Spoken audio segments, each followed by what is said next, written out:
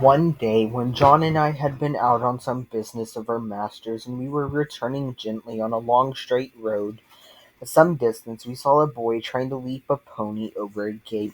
The pony would not take the leap, and the boy cut him with the whip, but he only turned off on one side. He whipped again, but the pony turned off on the other side. Then the boy got off, and gave him a hard thrashing, and knocked him about the head. Then he got up again, and tried to make him leap the gate, kicking him all the time shamefully, but still the pony refused.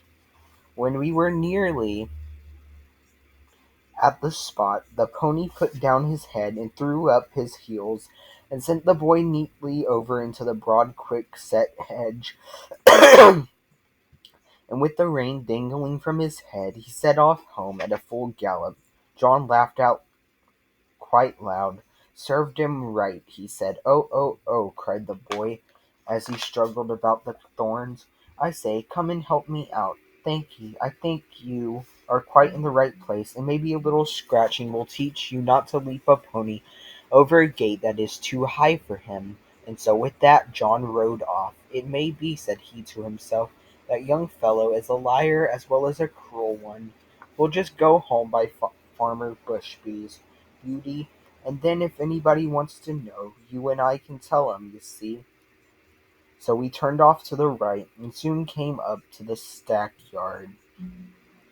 And within sight of the house, the farmer was hurrying out into the road, and his wife was standing at the gate looking very frightened.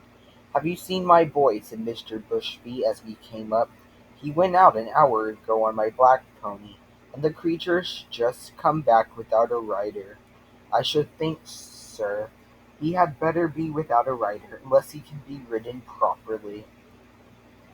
"What do you mean?" said the farmer. "Well, sir, I saw your son whipping and kicking and knocking that good little pony about shamefully, because he would not leap a gate that was too high for him.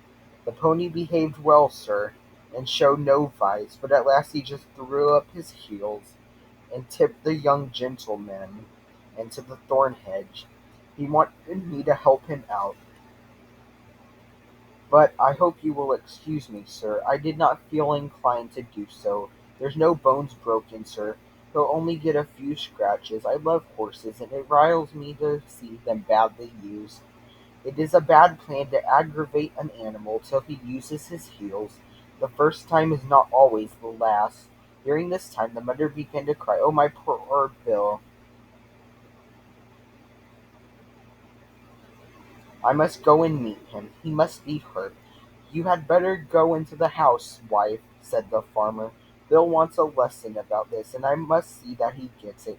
This is the first time, not the first time, nor the second, that he has ill-used the pony, and I shall stop it. I am much obliged to you, Manly. Good evening." So we went on, John chuckling all the way home. Then he told James about it, who laughed and said, "Served him right. I knew that boy at school. He took great airs on himself, because he was a farmer's son. He used to swagger about and bully the little boys. Of course we elder ones would have not have any of that nonsense, and we let him know that in the school and the playground farmers' sons and laborers were all alike. I well remember one day, just before afternoon school, I found him at the large window, catching flies and pulling off their wings. He did not see me, and I gave him a box on the ears that laid him sprawling on the floor. Well, angry as I was almost frightened. He roared and bellowed in such a style. The boys rushed in from the playground, and master ran in from the road to see who was being murdered. Of course I said fair and square at once what I had done, and why. Then I showed the master the poor flies, some crushed and some crawling about helpless, and I showed him the wings on the window sill. I never saw him so angry before.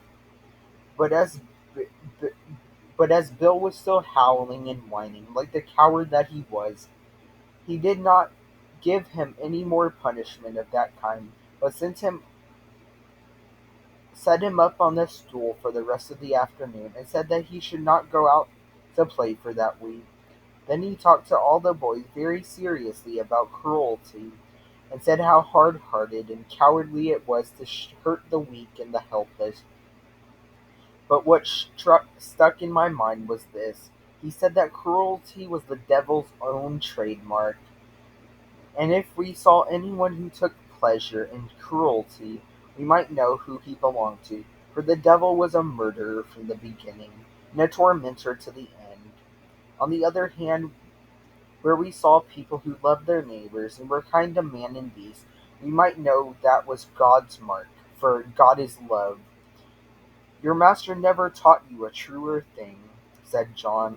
There is no religion without love, and people may talk as much as they like about their religion, but if it does not teach them to be good and kind to man and beast, it is all a sham, James, and it won't stand when things come to be turned inside out and put down for what they are.